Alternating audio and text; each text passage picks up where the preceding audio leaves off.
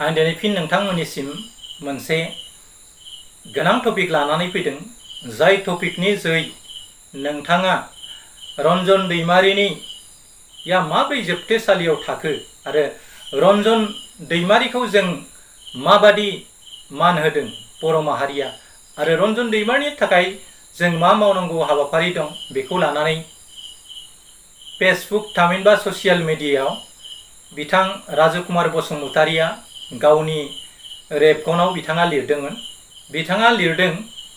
बिथाङा लिरनाय मोनसे सावरायथुनखौ आं दिनैनि बे JSP एडभाइस 365 चेनेलाव फोसावनो नाजानाय जादों। दा आं बिथां राजकुमार बसुमतारि लिरनाय लिरबिदांखौ नोंथांमोननो फरायथिनानै होनो नाजानाय जाबाय। रन्जन दैमारिखौ जिउ जोबजासिम फिन साजा फोसावफिननाया बर' माहारिनि थाखाय जोबोर खाफालमोन्दा आरो जोबोर दुखु गोनां। बै साजा फोसावनायखौ लानानै खुदिरनानै गोबां आफादफोरा लोगोसे जायफ्रा बन्द फोसावदों बिथांमोनखौ थांखिनानै बुंदों। जाय आफादफोरा बन्द फोसावदों बिथांमोना ल'खौ रेसपेक्ट होनो रोङा। Gobindra Basumatary deputy chief of BTC। जों ल'खौ रेसपेक्ट होयो नोंथां, नाथाय जों जोबोद दुखु मोनदों ल'आसो BTR गोरोबथाखौ मानो रेसपेक्ट होआखिसै। बेसो मोनसे जोबोरैनो सानथाव आरो गोमोथावना बाथ्रा जादों। दिनै जायफ्रा उदां अख्रांनि सिङाव बेरायग्लांथ'नानै दं नाथाय दाय एबा केस गोनांखा, बिथांमोननि इयुना माबादि जाहैगोन? नोंथाङालाय बिदिब्ला भारत संबिजिरनि बबे मोनसे दफा एबा खोन्दो एबा ल'खौ रेसपेक्ट होनानैथो आखायाव हाथियार लाना 34 बोसोर बिग्रायखांदोंमोन। दिनै नोंथाङा गुबुनखौ ल'खौ रेसपेक्ट होनायनि बाथ्रा बुंदों। दिनै भारतआव आगुनि गाहाय मन्त्रि मानगोनां राजीव गान्धीखौ बुथारनायनि दायाव जिउ जोबजासिम साजा मोननांनाय दायनिगिरि बिथांखौ राजखान्थियारि नारसिनथायाव उदां अख्रांनि सिङाव फैनायखौ जों मिन्थिदों। नाथाय जोंनि गोजोन गोरोबथा जालायनानै गोरोबथानि सागान होगिरियानो जेलनि सिङाव। बिनि थाखाय नोंथांमोना माबाफोर राहा लामा लादोंना?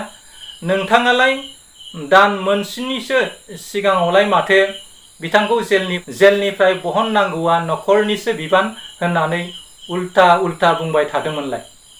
दिनै जों सन्देह जादों BTCनि मासियाव जिरायनानै थानाय आरो बबेबा मोनसे रिसर्टखौल' बन्द खालामनो नाजानानै धर्ना होबाय थाग्राफ्रा हारिनि दावहारु मानाव गेदेर रन्जन दैमारिखौ जेलनिफ्राय उदां अख्रांनि सिङाव लाबोनो थाखाय नाजानानै सरकारखौ राजखान्थियारि नारसिनथाय आरो सरकारनि हेंथायै बै रिसर्टनि हेंथायै धर्ना होनाय बादि होनो हागोन ना हाया?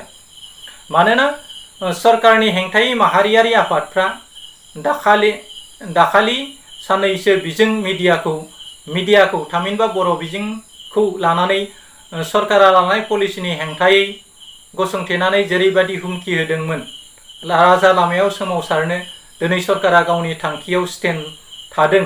जोंनिफोरासो लफाय जाबाय थादों आरो सिरि थाबाय थादों। नाथाय मानो आरो मा जाहोनाव? दिनै साधारन रिसर्टखौ लानानैसो गावजों गावनि गेजेराव धर्ना, नाथाय सरकारा दि जोंनि माहारिनि मोनसे हेंथा पलिसि लादों बेनि सायाव सिरि मानो? नोंथांमोना लुबैयो नामा बिथां जोहोलावखौ सावगारियाव नुनाय महरबादि थाजानो?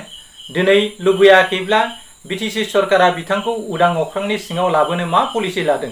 रायजो राजाफोरनो मानोथो फोरमायाखै?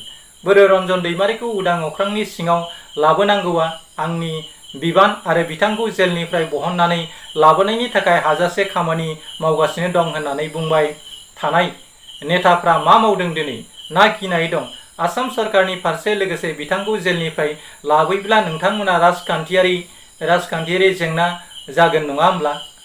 ना गिनाय दं आसाम सरकारनि फारसे? लोगोसे बिथांखौ जेलनिफ्राय लाबोयोब्ला नोंथांमोना राजखान्थियारि जेंना जागोन होननानै? दा बे सावरायथाया एसेयावनो जोब्बाय। बेखौ लिरनानै हरदोंमोन राजकुमार बसुमतारि बिथाङा। दा नोंथांमोना कन्टेन्टनि सायाव माबादि जादों आरो बे कन्टेन्टनि जोहै नोंथांमोना माबाफोर बुंनो गोनां दंब्ला नोंथांमोना जोंनि JSP एडभाइस 65 चेनेलनि कमेन्ट बक्सआव फैनानै नोंथांमोना सावरायनो हागोन।